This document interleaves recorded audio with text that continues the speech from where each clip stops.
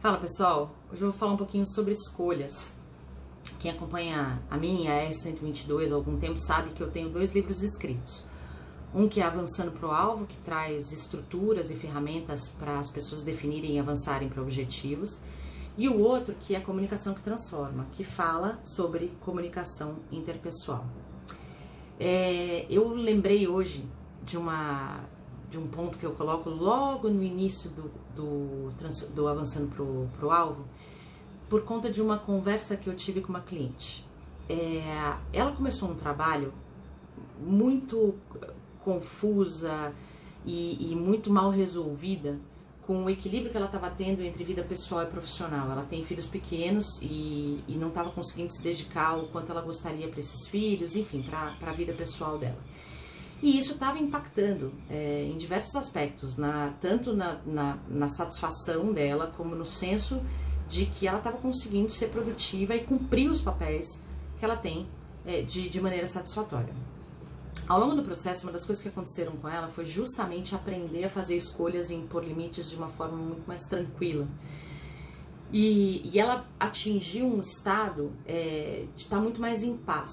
E aí, o interessante foi que quando a gente comentou sobre os resultados que ela teve, ela chegou à conclusão de que talvez ela não tenha nem mudado tanto a divisão de dedicação em horas à família e ao trabalho. Mas o fato dela estar muito mais em paz com as escolhas fez com que ela pudesse estar muito mais presente em ambos os lugares, ser muito mais produtiva no trabalho, curtir muito mais o trabalho e da mesma forma com a família, com os filhos. E aí eu tava falando pra ela justamente de uma coisa que eu coloco no início do Avançando pro Alvo, que é esse momento de escolhas. Como escolher é difícil pro nosso cérebro. Porque na verdade é aquele ditado que a gente sempre fala, né? Toda escolha envolve uma renúncia. E toda vez que você faz uma escolha, você lida com a incerteza e o cérebro detesta incertezas.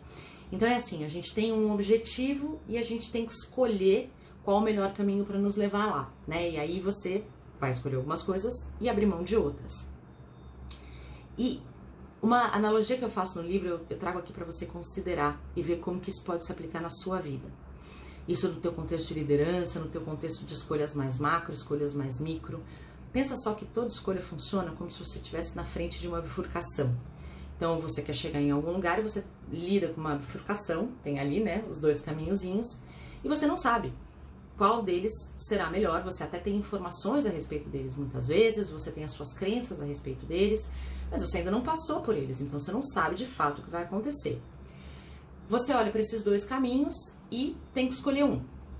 Enquanto você não consegue fazer a renúncia, né, e realmente bancar essa renúncia, muitas vezes você nem consegue fazer a escolha. Outras vezes você faz a escolha, mas quando você entra num caminho que você escolheu, você não para de pensar no outro e nem olhar para o outro. Isso faz com que você não aproveite o caminho, não aprenda o caminho, ou seja, se tiver alguma curva, alguma quebrada ali, talvez você não se lembre depois. Você não vai, se você tiver que descrever aquele caminho para alguém, você não vai conseguir. Por quê? Porque o seu cérebro está com a atenção dividida e está se sentindo ameaçado. Ou seja, tudo aquilo que ele poderia nutrir de aprendizados, de produtividade naquele momento, ele acaba perdendo. Da mesma forma acontece com a nossa vida, nas coisas cotidianas e muitas vezes com essas escolhas maiores que a gente tem que fazer. Quando a gente faz uma escolha e a gente banca a renúncia e banca essa escolha, a grande verdade é que afeta principalmente 3 pontos, que são a satisfação, o aprendizado e a produtividade. Por quê?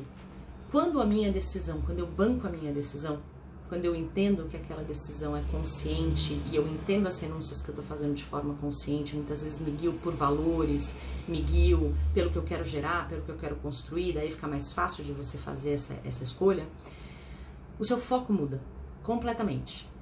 O seu nível de certeza muda completamente. E isso faz com que o cérebro te ajude a ter mais satisfação, mais aprendizado e melhores tomadas de decisão, melhor entendimento da situação, melhor resolução de problemas. Então é isso, gente.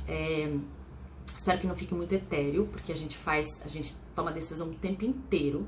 Então é muito importante entender essa questão da clareza e da paz que a gente sente ao tomar uma decisão. Porque caso contrário, a gente pode ter muitas perdas, tá bom? Mais uma dica aí pra você considerar. Qualquer coisa, a gente tá por aqui.